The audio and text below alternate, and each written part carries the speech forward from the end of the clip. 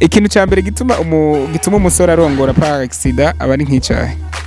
Bo ikintu gituma umusore arongora par accident n'ubushuhe. N'ubushuhe.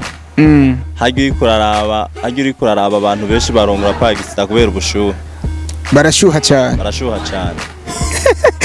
Hari ibyaha kumburi twebwe abajene usanga bitugora cyane, ugasanga wabigiyemwo harimo ugusambana, ukwifuza, ukwiba, ukunywa itabi, ugutukana, ukugwana. Muri ivyo vyaha byose ndondaguye icyaha kumbure wasanga wakigiyemwo kumbure utabitegura cyari nk'icyaha.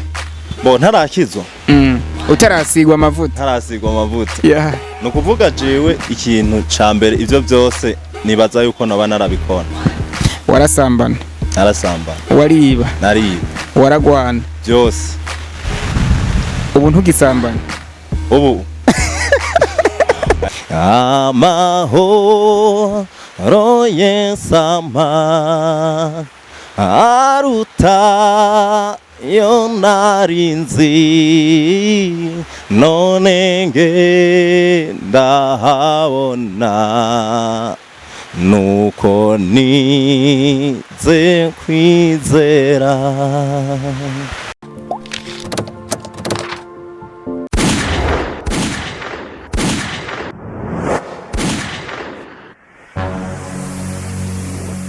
Igozen TV. Umusatirizi madahari kugira ngo ndabazanire bamwe mu bamukeneye, ndabazanira abastar, nkabazanira abaririmbyi, nkabazanira abavyinyi, abatamba utugenegene, indirimbo z'ikirundi, indirimbo z'ikizungu, ndetse nkanabazanira n'abaririmbyi abastar. Uno munsi rero mpava mwibaza ati umusatirizi kuri screen za Igozen TV yatuzaniye nde? Umusore kiri muto cyane, umusore ndetse ngira ngo turi no muri generation imwe. Wavutse ryari bro? Navutse muri 94. Igihumbi kimwe n'amajana 994. Ufashe 2023 gukuramwo 1994 utora imyaka ingahe? Utora imyaka ingahe? Norinda kuyandika urumva ko ari myinshi cyane. Ariko urumva ko uri mu 30 cyane nturayikwiza. 30 sindayikwiza.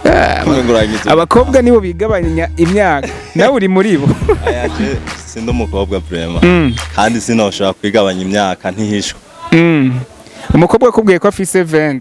Ico bikoza abafise 27 canke 28.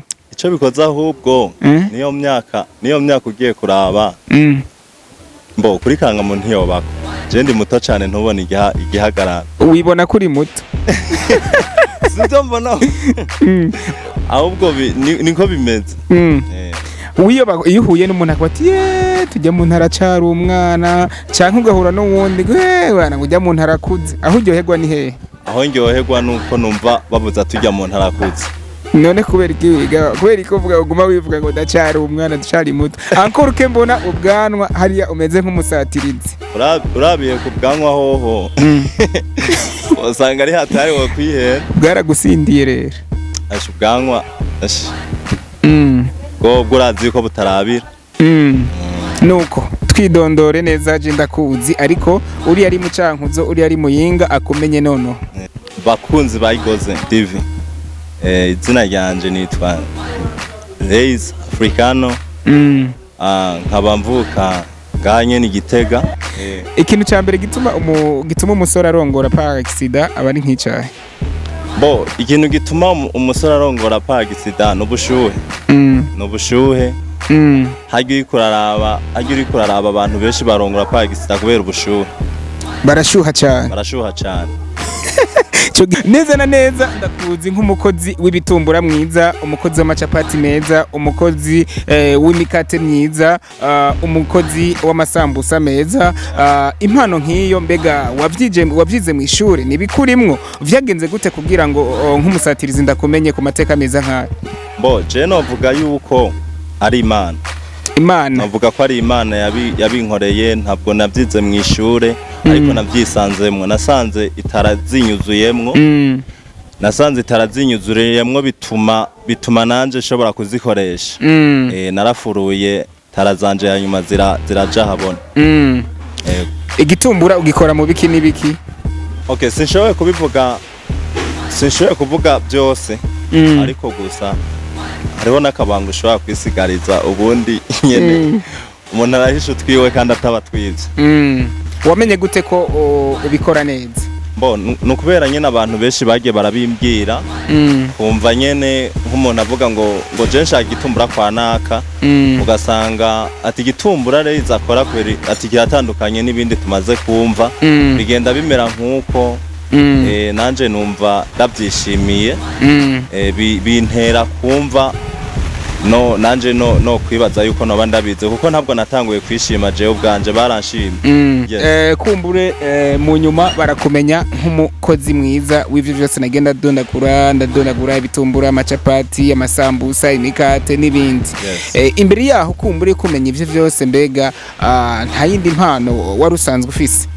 Impano nari mfise je novuga ahubwo impano ni nyinshi ahubwo impano bwa mbere nari mfise je mu bisanzwe numva mengo nzoba umuririmbyi narabyiyumvamwo kuko nakuze numva ariyo tara numva mfise ariko sinari bwibaze ibindi ntazi sinari bwabyibaze ko bindimwo rero nza kwisanga ndimwo impano nyinshi cyane ntashobora kugira kandi ariko n'ubu ndaririmbira Imana. Wewe wisanze kumbura ufise impano yo kuririmba indirimbo za profane, ndavuga imiziki canke imiziki y'Imana ko nayo nyene abari imiziki, waririmba indirimbo z'Imana canke indirimbo zijya z'abastar?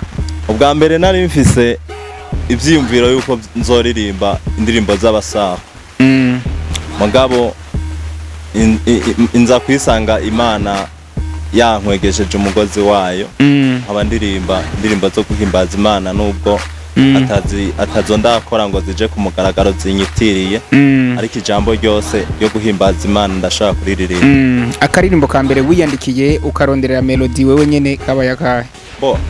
Nukuvuga sindagera igihe nandika kuko nari nanditse kera imiziki hanyuma ndabivamwo mugaho aho mbere umukizwa natanguye kwanza kubanda umukizwa hanyuma ndabitahura ibyo ari byo hanyuma gusa sindagera ku irebo yo kuvuga ati ngomba kwandika indirimbo gusa ico bikoze gusa ndahimbaza muri Eglise nkuko bisanzwe. Watanguye gusigwa amavuta niko mukunda kubivuga mbega amavuta baramavuta nyabaki?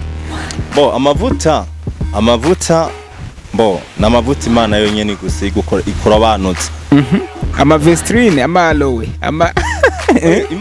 Imana no kuvuga amavuta yayo nyimba yaravuze ati ndakugize uwanje kandi nabyo nyene rumva ntiyaje ngo intora ati Reiza ndakugize uwanje ariko byose nasomye ijambo iryo jambo ndagizera ndaraba ukuntu yarobanuje amavuta ba Dawidi ndaraba ukuntu yarobanuje amavuta ba Yeremiya iryo jambo nyene yabarobanuje niryo je nanje ryambaye ko hanyuma nshobora kukizera yuko Imana iryo jambo nyene yavuze kuri ba Yeremiya yuko ari ryo rindiko hanyuma ndagizera cyanumva ibi neza bitangwe kududubiza mu mutima wanje.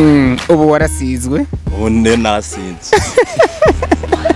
Hari ibyaha kumburi twebwe abajene usanga bitugora cyane ugasanga wabigiyemwo harimo ugusambana, ukwifuza, ukwiba, ukunywa itabi, ugutukana, ukugwana. Muri ivyo vyaha byose ndondaguye icyaha kumbure wasanga wakigiyemwo kumbure utabitegura cyari nk'icyaha?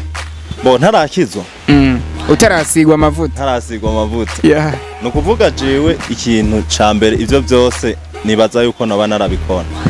Warasambana? Narasambana. Wariba? Nariba. Waragwana? Byose.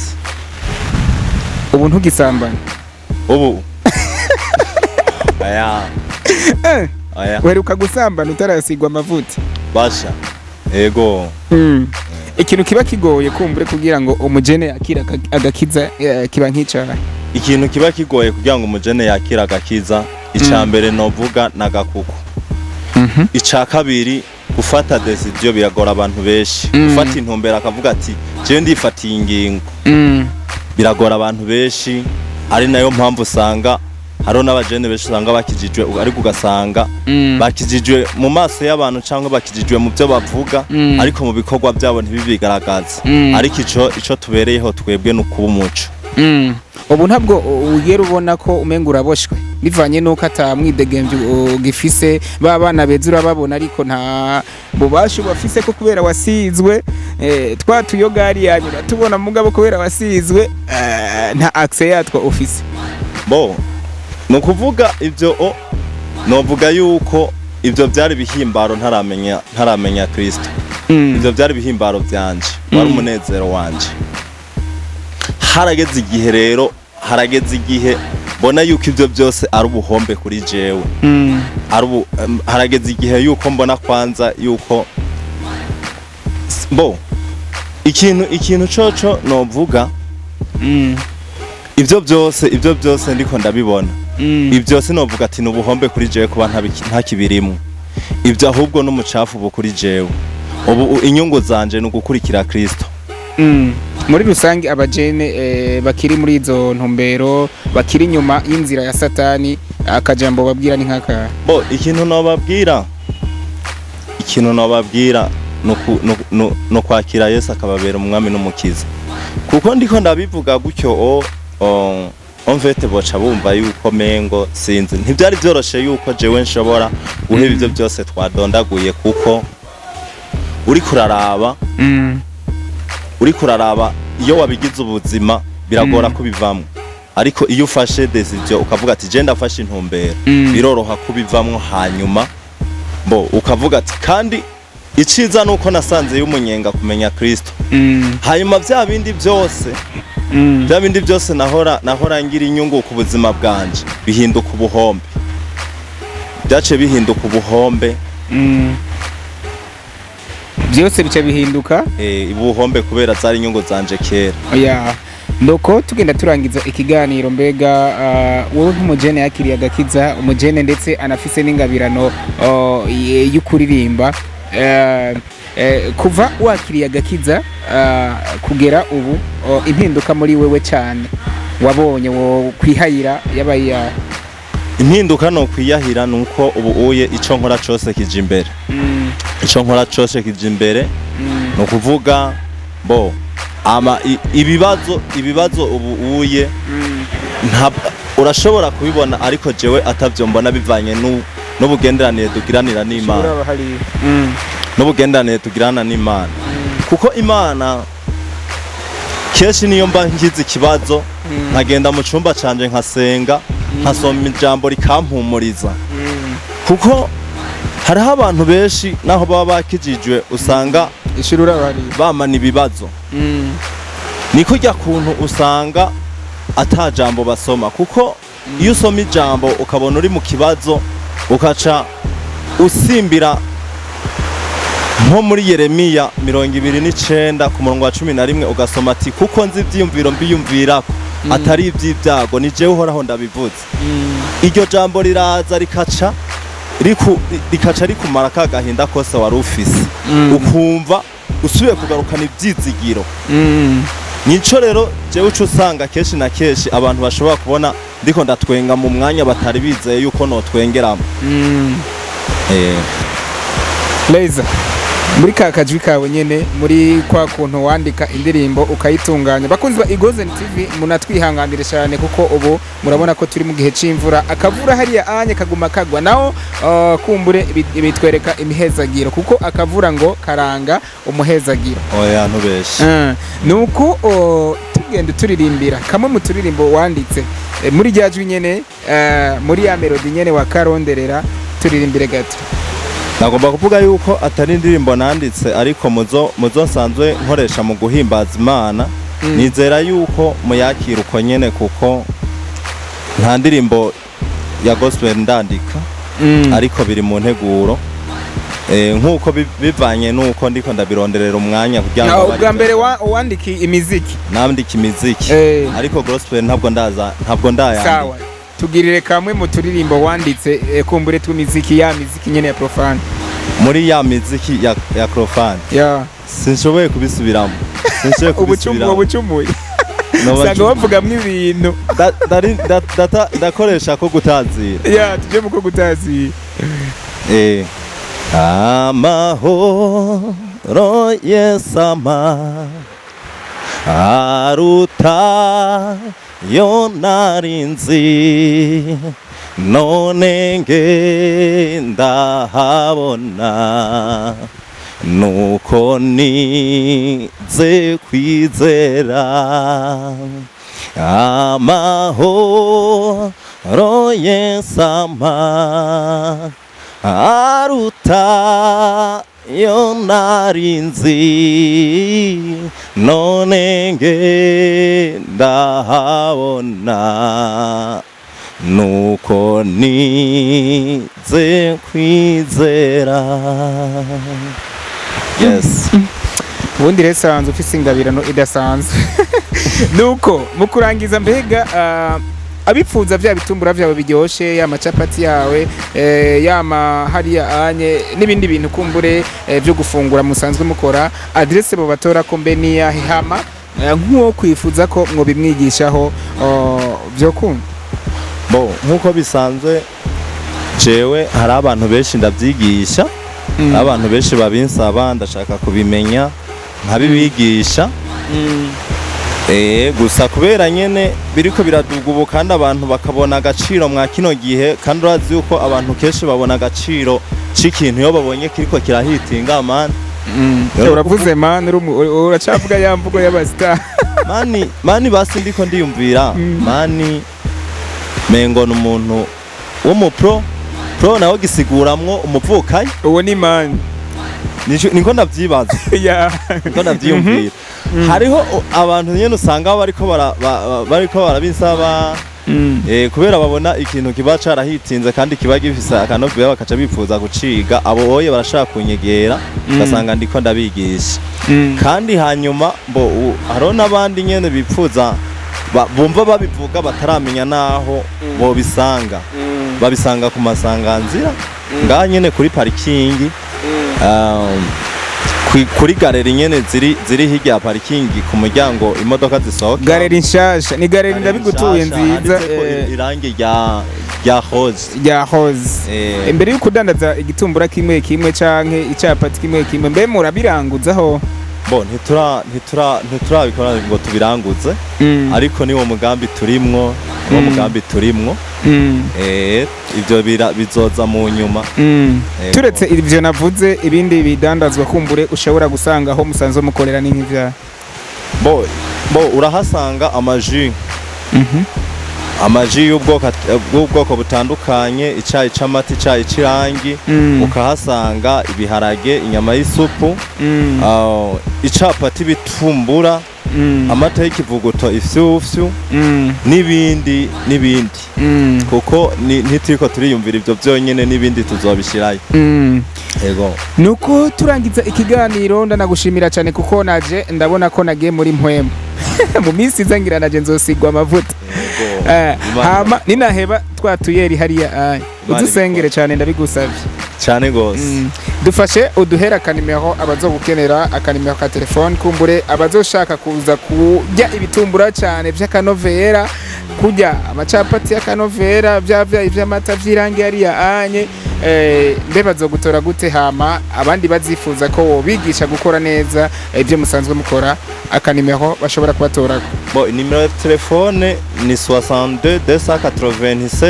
564 62 287 564 mu kirundi 62 amajana 287 amajana 564 ndagushimire cyane murakoze ndanagushimira cyane wewe wadufashije kumbure hariya cameraman hariya wadufashije kugira ngo dushobore gutubora ama image ameze neza ndetse n'amajwi ameze neza cyane.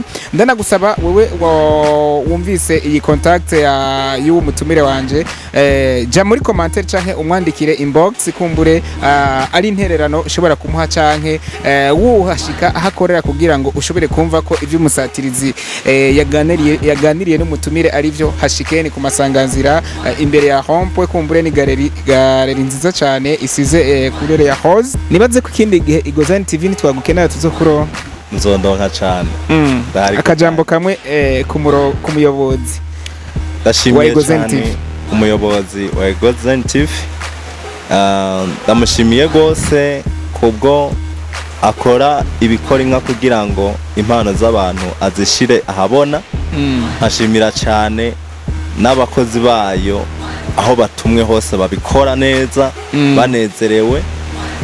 Ndabashimiye gose, Imana ibampezagirire, Imana ibahe gutahura, Imana ibageze ku rundi rugezo. Yego, asante sana.